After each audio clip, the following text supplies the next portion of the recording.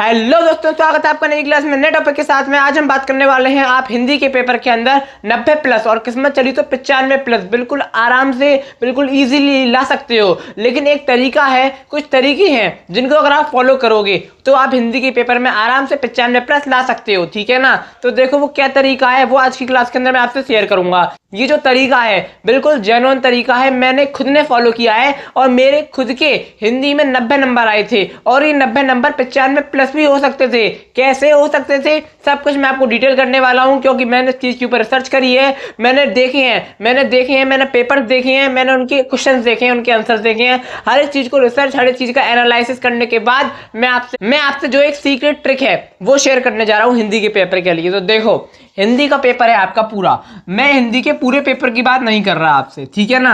हिंदी के पूरे पेपर की बात नहीं कर रहा, मैं बात कर रहा हूं आपके हिंदी के पेपर के पहले क्वेश्चन की। आपका पहले क्वेश्चन में आते हैं 10 एमसीक्यू आते हैं और ये 10 एमसीक्यू ही मेरे भाई ब्रह्मास्त्र है आपके हिंदी के पेपर के लिए। यही 10 एमसीक्यू बता देंगे कि आपके हिंदी के पेपर में कितने अंक आने वाले हैं, क्या 95 आने वाले हैं, क्या 90 आने वाले हैं, क्या आपके 70 से 60 के बीच में आने वाले हैं। ये जो एमसीक्यू है ये किस प्रकार से बताएंगे, तो देखो ये जो एमसीक्यू होते हैं 10 एमसीक्यू, अगर आपने इन 10 एमसीक्यू में 7, 8, 9 और कभी कभार 10 इन 4 अंकों के बीच में एमसीक्यू कर दिए सही, तो गारंटी है आपके 90 प्लस और किस्मत चली तो 95 प्लस जरूर आएंगे। मैंने खुद ने अपने क्लास 12th में क्या किया था, मैंने एमसीक्यू मैंने पढ़े थे, घर पे आके मैंने देखा तो मेरे 7 एमसीक्यू सही थे, जबकि मेरे 3 एमसीक्यू गलत हो गए थे, ठीक है ना। 7 सही थे और मेरे नंबर कितने आए, 90 नंबर आए। वहीं पर मेरा दावा है अगर मेरे वहां पर 9 एमसीक्यू सही होते तो वो नंबर मेरे 95 के आसपास भी जा सकते थे, और अगर 10 एमसीक्यू सही होते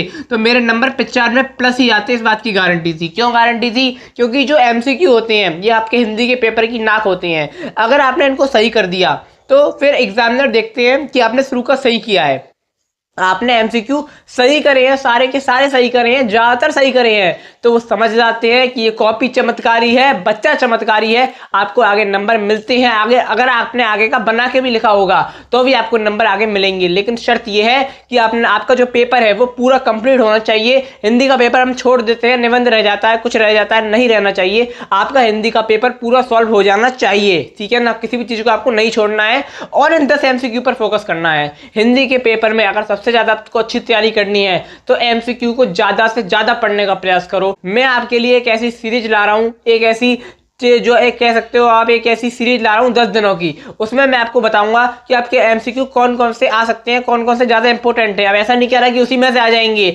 आपको वो पढ़ने हैं। हो सकता है कि आपके 7, 8, 9, 10 इन 4 नंबरों के बीच में सही हो जाए। इसके अलावा भी आपको क्या कहते हैं, अलग से एमसीक्यू, जहां से भी आपको एमसीक्यू पढ़ाए जा रहे हो, जहां कहीं भी एमसीक्यू की मैराथन क्लासेस चल रही हूँ, आपको हर जगह से एमसीक्यू को पढ़ना है, क्योंकि एमसीक्यू बहुत इंपॉर्टेंट है। ये है स्पेशल टिप, इससे ज्यादा मैं कुछ नहीं कहूंगा, आप सब कर लोगे। हिंदी के पेपर में जीवन परिचय कैसे लिखें, निबंध कैसे लिखें, रस, छंद, अलंकार, व्याख्या वगैरह हर चीज के ऊपर डिटेल एनालिसिस आपके लिए लगातार आता रहेगा, क्योंकि हिंदी की सीरीज भी आपके लिए चालू हो चुकी है। तो आज की क्लास के अंदर आपके साथ में जो ये स्पेशल टिप है वो मैं शेयर करने आया था। क्या टिप है कि एमसीक्यू पर ज्यादा फोकस करना है, ज्यादा से ज्यादा एमसीक्यू सही करने हैं। अगर आपने वहीं पर एमसीक्यू सही कर दिए 3, 4, 5 इतने सही कर पाए तो आपको वहीं से एवरेज नंबर का मतलब आपको 60 से 70 के बीच में हिंदी में नंबर मिल पाएंगे, ठीक है ना।